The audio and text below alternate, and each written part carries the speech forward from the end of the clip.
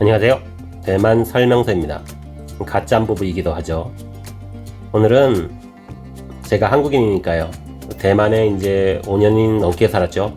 그 전에도 뭐 자주 왔다 갔다는 했지만요. 코로나 때문에 대만에 와서 살게 됐는데요. 모두 이제 많이 아시죠? 와이프가 이제 대만인입니다. 그래서 원래는 떨어져 살았죠. 코로나 전에는 저는 한국에 살고 와이프는 대만에 살고 있었어요. 그러다가 코로나 때문에 거의 2년 동안 만나질 못했죠. 그러다가 뭐 다행히 이미 결혼을 법적으로 한 상태라 제가 비자를 어렵지만 비자를 뺄 수 있었어요. 그래서 갑자기 대만에 오게 됐습니다. 그때부터 이제 대만에 살기 시작한 지 한 5년이 이제 지나가고 있네요. 그래서 오늘 얘기해 드릴 거는 한국인으로서 대만에 살면 힘든 이유 5가지 정도를 알려드리려고 합니다. 물론 좋은 점도 많습니다. 하지만 오늘은 힘든 이유 5가지 정도를 이야기해 볼까 합니다. 이거는 뭐 한국인이 대만 살면 힘든 이유이기도 하지만 주관적인 견해도 많이 들어갔다는 것을 참고하시기 바랍니다. 첫째는 날씨입니다. 저도 대만 오기 전에는 여행을 여러 번 해봤기 때문에 대만이 여름이 많이 더운 건 원래가 알고 있었습니다. 하지만 실제로 겪어보니까 정말 여기서 잠깐 여행 오는 거랑 사는 거랑은 차원이 다르더라고요. 한국도 여름에는 정말 덥잖아요. 하지만 한 달 엄청 덥다가 길어야 2달이죠.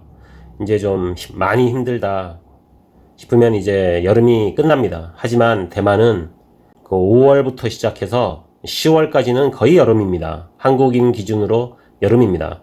7월, 8월은 많이 덥죠. 근데 그때는 뭐 한국도 많이 더우니까요.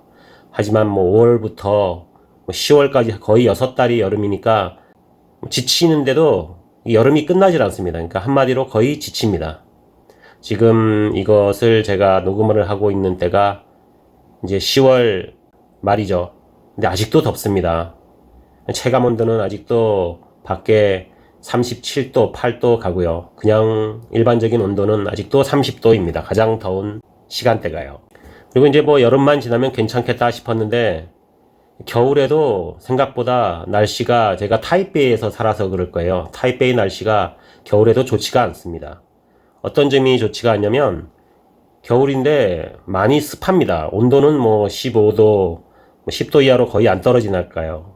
한국인 기준으로 그렇게 춥지는 않은데 대만 그 집에는 거의 난방이 안 되죠. 습도가 높고 난방이 안 되니까 생각보다 많이 춥습니다.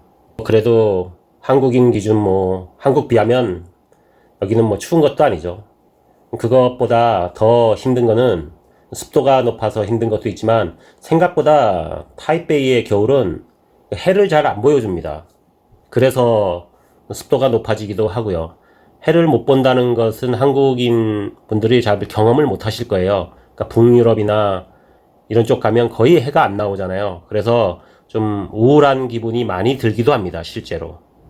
특히 제가 처음 여기 이제 코로나 때문에 왔었던 때가 기억이 나는데요. 그해 겨울은 유난히 해가 안 떴어요. 제가 대만에 이제 오자마자 그때는 격리가 있었죠. 15일 격리를 하는데 뭐 방에 갇혀서 나가지도 못하는데 밖에 창문을 열어도 계속 우중충한 날씨가 계속되는 거예요. 단 한 번도 해를 보여주지 않더라고요. 그래서 그 해에는 지금 겨울에 해를 본 지가 통틀어서 5일, 6일 이 정도밖에 안 됐던 걸로 기억합니다. 겨울 내내 해를 그렇게 오랫동안 못 보면 정말 좀 우울한 기분이 들기도 합니다. 여행 오시는 분들은 잘 모르지만 타이베이에 이렇게 뭐 주재원이나 저처럼 이렇게 사는 한국 분들은 생각보다 겨울에도 많이 힘들어 합니다. 그래서 한국을 한 번씩 들어가야 됩니다. 두 번째는 음식입니다. 이거는 뭐 어느 나라를 가도 많이 그렇죠. 음식 때문에 힘들어하는 한국인들이 많죠. 하지만 저 같은 경우는 조금 더 다른 분들보다 힘듭니다. 물론 저 같은 분들도 많을 거예요. 그 이유는 제가 고수를 전혀 못 먹습니다. 그리고 향에 굉장히 취약합니다. 그리고 기름진 음식도 좋아하지 않고요.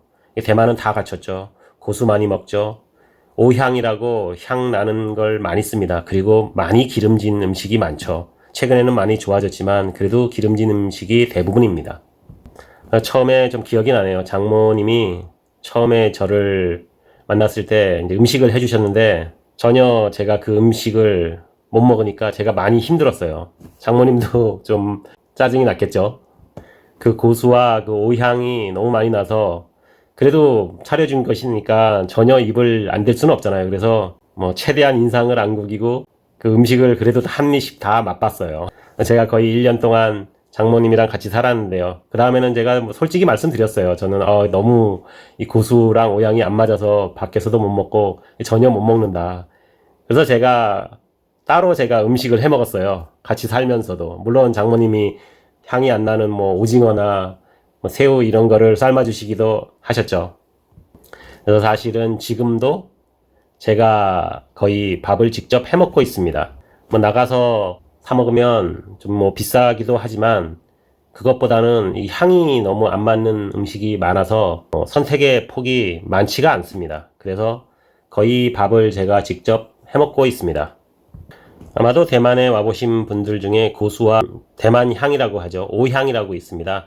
그것은 주로 돼지고기를 뭐 볶거나 요리를 할 때 팔각이라고 많이 넣습니다. 그 향이 싫으신 겁니다. 그리고 기름을 둘러서 하는 음식이 많죠. 특히나 담백한 음식을 좋아하시는 분들은 대만 음식이 많이 안 맞으셨던 분들도 많으실 거예요. 세 번째로는 벌레입니다. 모기도 있고 바퀴벌레도 있죠. 동남아는 어디를 가나 더운 날씨로 인해서 벌레나 모기가 많습니다. 바퀴벌레가 특히 많죠. 여성분들은 특히 뭐 극혐이라고 하죠. 저도 모기, 바퀴벌레는 당연히 싫고요. 다행히 장모님이랑 살 때도 집에 거의 바퀴벌레, 모기가 없었습니다. 아니요, 모기는 많았죠. 하지만 바퀴벌레는 거의 없었고요. 지금은 이제 따로 살고 있지만 이곳에도 다행히 바퀴벌레는 본 적이 거의 없습니다. 또 하나 대만에서 살면서 가장 무서운 벌레는 샤오헤이안이라고 모기 같은 놈이 있습니다. 산이나 그런 숲속 같은 데서 주로 서식하면서 주로 다리 쪽을 물어요. 여행 오신 분들 중에 아마 물리신 분들도 많으실 거예요. 이거에 한번 처음 물리면 처음에는 내성이 없습니다. 그래서 거의 한 달 갑니다. 그것도 엄청나게 간지럽거든요. 눈에 잘 보이지도 않는 아주 작은 모기 같은 놈인데 물리면 거의 퉁퉁 붓습니다. 한 방 물고 끝나는 게 아니라요. 거의 한 10방, 20방 이렇게 다리를 물어버립니다. 저도 여러 번 물렸죠. 이제 그거에 하도 물리다 보니까 이상하게 대만 분들은 물려도 괜찮더라고요. 그래서 저는 여러 번 물리니까 이게 내성이 생기더라고요. 근데 그 내성이 생길 때까지 한 4번, 5번 곤욕을 치러야 되니까요. 처음 물렸을 때는 정말 간지러워서 밤에 잠을 못 잘 정도입니다. 흉터도 많이 남고요.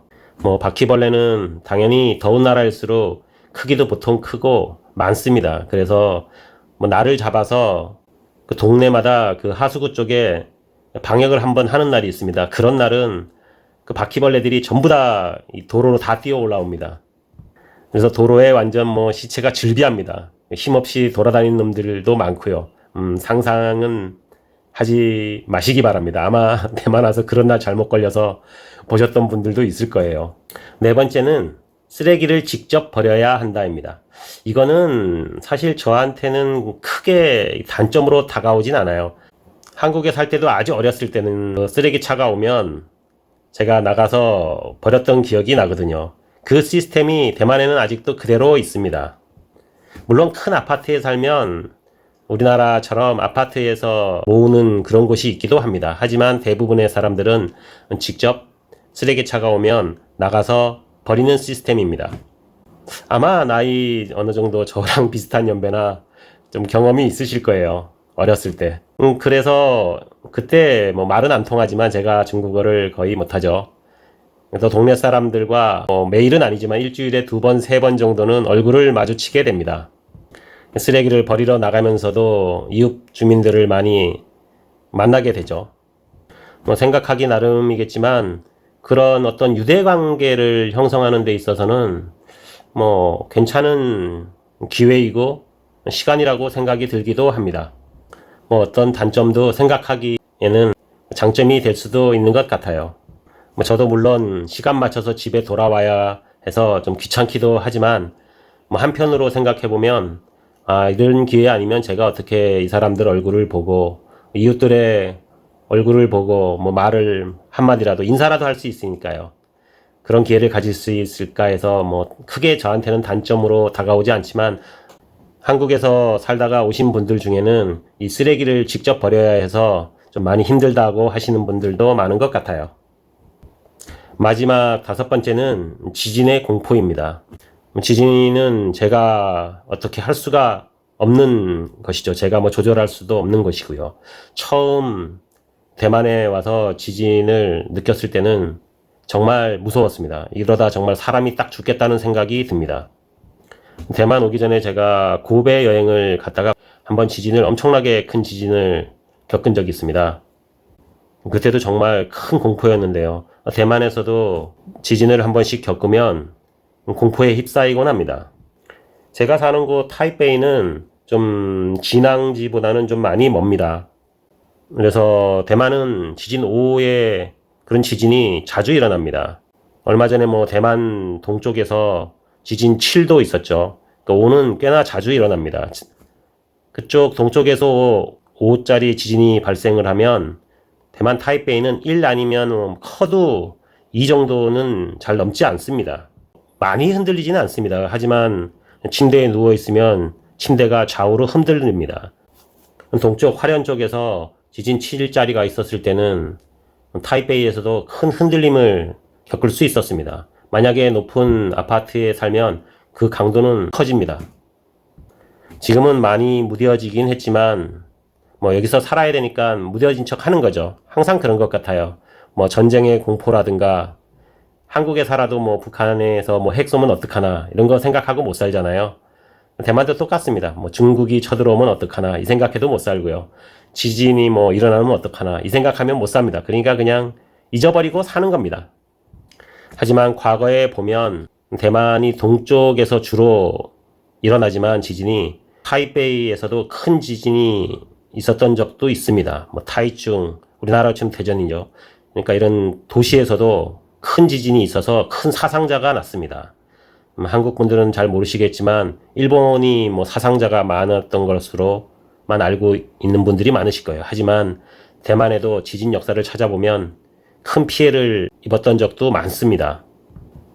그래서 오늘은 한국인, 특히 이제 개인적으로 대만에 살면서 힘들었던 이유 5가지를 알려드렸습니다. 좋아요, 구독 눌러주시면 감사하겠습니다. 댓글도 남겨주시면 감사하고요.